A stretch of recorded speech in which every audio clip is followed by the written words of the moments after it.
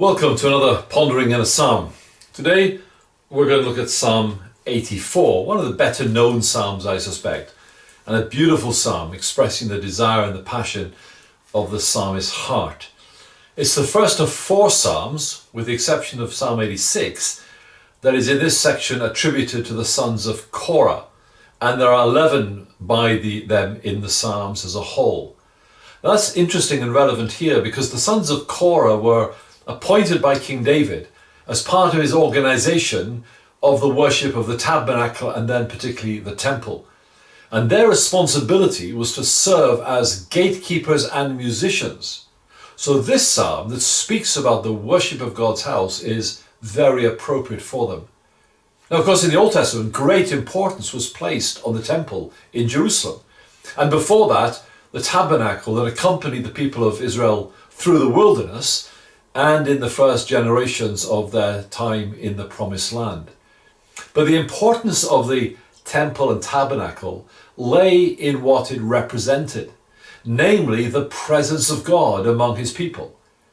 The reason the psalmist has such a love for and a longing for the place of worship is because that is where he could meet with God in such a special way. It's not a love for a building per se.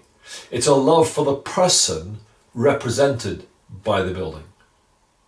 And this psalm seems to follow the hearts, as it were, of those who make a pilgrimage to the temple, as especially expressed in verses 5 to 7. So let's follow the thought of this psalm. In verses 1 to 4, there's a passion for God's house. Probably writing from a distance, the psalmist expresses his longing to be in the temple.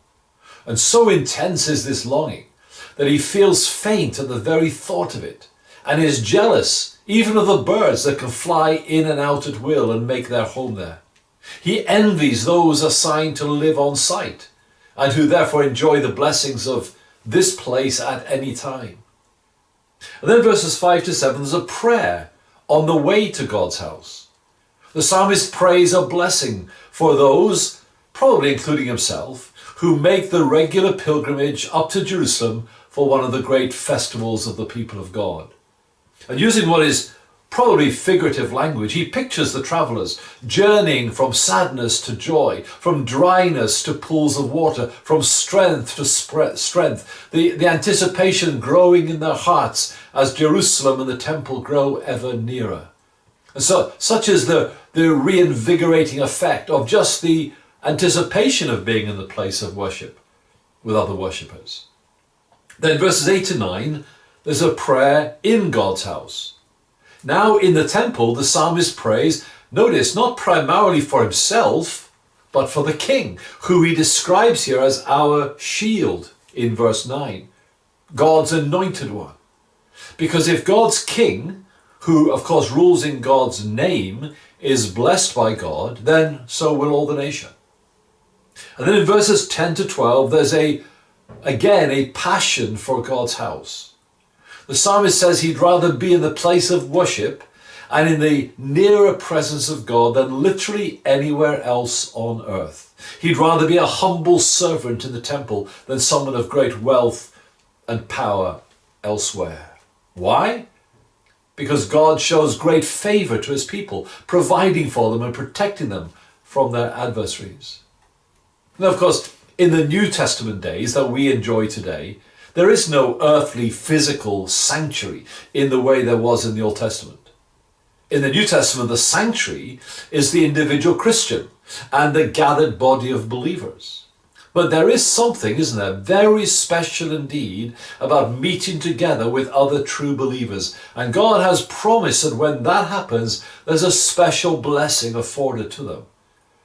And that's something I think that has become especially lovely and keenly felt by so many of us during what are long months of lockdown, when we're not able to gather together in person as we are so used to doing. Friends, it's a strange sort of Christian who does not long, as did the psalmist, for the place and the occasion of worship. The early Christians, we're told in Acts 2, for example, devoted themselves to the times of worship and teaching. Sinclair Ferguson calls this a glorious addiction. I wonder, do you miss the places and times of worship? I certainly do. And when it is possible to be there, do you make it a priority in your life? Do you prefer that option above all others? I trust that your heart and mind will echo the psalmist's cry. How lovely is your dwelling place. My soul longs, yes, faints, for the courts of the Lord. May that be our testimony and our experience. Until next time, the Lord bless you and the Lord keep you.